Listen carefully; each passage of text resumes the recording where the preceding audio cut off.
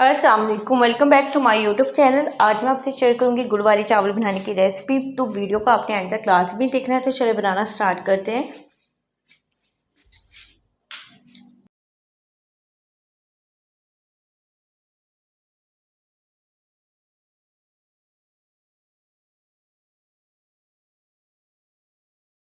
तो गुड़ वाले चावल जो है मैं आधा किलो चावल के साथ बना रही हूँ। तो आधा किलो चावलों को आपने पहले अच्छी तरह से साफ़ कर लेना है और उसके बाद थोड़ा सा वॉश कर लेना है। उसके बाद पानी हम इसमें ऐड करके रख देंगे, इतना पानी कि अच्छी तरह से ये थोड़े से इसमें डूब जाए और तकरीबन आधा घंटा आपने इसको देना है।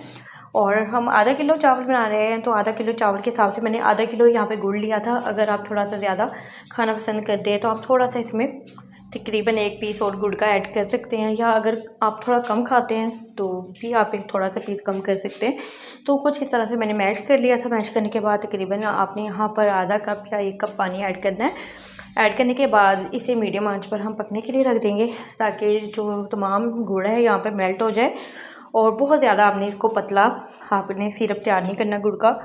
तो यहाँ पर थोड़ा सा स्पून आपने चलाते जाना है और बहुत ही तकरीबन मैंने यहाँ पर ना 3 से 4 मिनट के लिए इसे कवर करके रखा था। तो उसके बाद ये बहुत ही अच्छी तरह से जल्दी से मेल्ट हो गया था।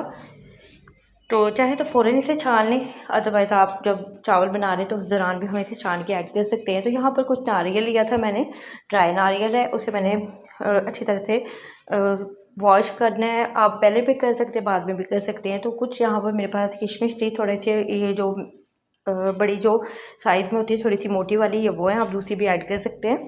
तो इसे भी आपने अच्छी तरह से वॉश कर लेना। पानी यहाँ पे मैंने बॉईल होने के लिए रख दिया था।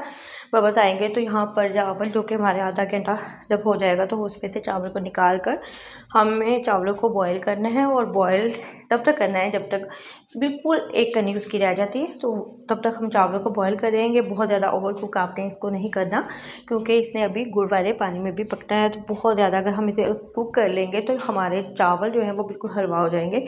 तो यहाँ पर इसे मैंने थोड़ी देर कवर करके रखा था, 4 से 5 मिनट के लिए। उसके बाद आपने इसका जो ढक्कन है वो हटा लेना है। और दोबारा मैंने इसको हटाने के बाद चेक किया था और दोबारा मैंने कवर करके रख दिया था। चावल भी थोड़े कच्चे थे, तो मज़ीद आपने इसको यहाँ पर 5 से 6 मिनट देने। तो हमारे चावल जो हैं यहाँ पर ऑलमोस्ट डन हो गए। बस यहाँ पर चावलों के नीचे का जो चूल्हा है वो आपने ऑफ़ कर देना है और चावलों को हम स्टेनर से स्टेन कर लेंगे। और जो इसका पानी है वो आपने वेस्ट कर देना है। तो चावलों को मैंने जो है पानी में से निकाल लिया था। उसी कढ़ाई में मैंने जो बर्तन जिसमें हमने चावलों को उबाला था, थोड़ा सा आपने पानी से उसे वॉश कर लेना है।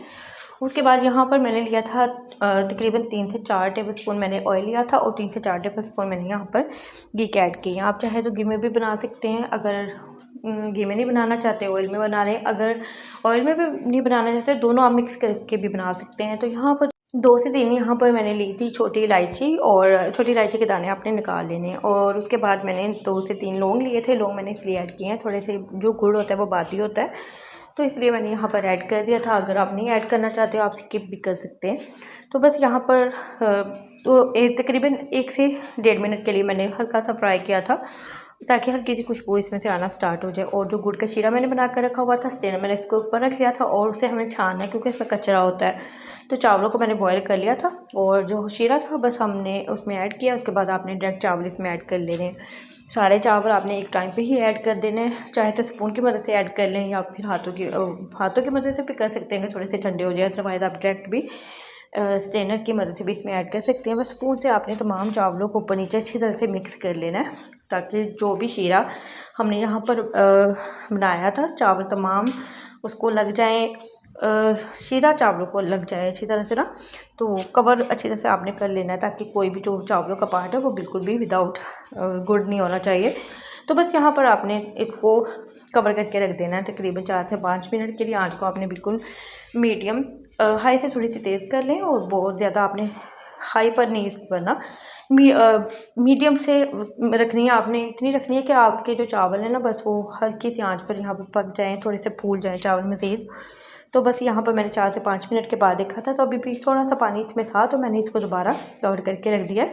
तकरीबन मैंने दोबारा से 3 से 4 मिनट दिए थे। तो 3 से 4 मिनट के बाद जहाँ पर जो गुड़ का पानी था वो ड्राई हो चुका था। तो बस यहाँ पर हमारा जो थे गुड़ वाले चावल ऑलमोस्ट डन है। बस इसे दम लगाना है। दम लगाने से पहले मैंने यहाँ पर नारियल ऐड किया था जो मैंने काट कर रखा हुआ था। उसके बाद ही साथ ही आप इसमें किशमिश भी ऐड कर सकते हैं और बादाम ऐड कर लें अगर आपके पास रखे हुए हैं या आपने स्पेशल डालने हैं तो आप इसमें ऐड कर लें। अदरवाइज़ आप इसके बगैर भी गुड़ वाले चावल बहुत अच्छे बन जाएंगे।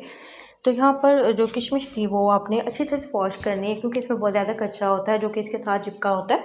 तो अच्छी तरह से वॉश करने के बाद ही आपने थोड़ा सा इसे ड्राई कर लें और फिर आप इसमें ऐड करें। तो बस यहाँ पर मैंने इसे दम लगा दिया था। दम मैंने तकरीबन 7 से 8 मिनट के लिए लगाया था और आँच को बिल्कुल लो पर रखना है। तो यहाँ पर 7 से 8 मिनट के बाद हमारा दम जो था खुल चुका था और फ्लेम को आपने ऑफ़ कर देना है। तो बहुत ही ज़बरदस्त से हमारे यहाँ पर गुड़ वाले खिले खिले से चावल बनकर तैयार हुए हैं। देगी चावल जो होते हैं ना वो बहुत परफेक्ट से और लंबे लंबे और खिले खिले बिल्कुल इस तरह से बनते हैं।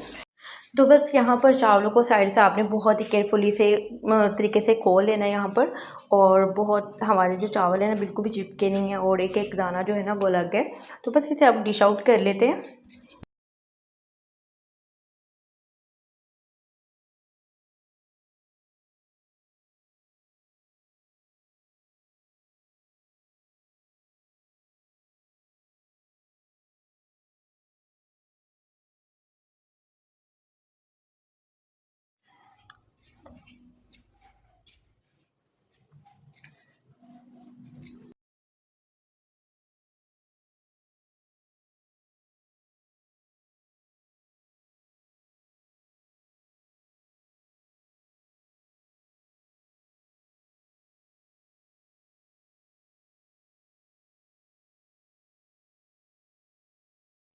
तो चावलों को यहाँ पर मैंने डिश आउट कर लिया था। आप इसे दही के साथ भी ठंडे दही दही के साथ भी सर्व कर सकते हैं और इसके साथ आप अचार के साथ इसे सर्व करें। तो होप सो आपको आज की वीडियो अच्छी लगी होगी। वीडियो अच्छी लगी तो वीडियो को लाइक कर दें और अपना फीडबैक लाजमी दें और दुआ में याद रखें ना। प्लीज़।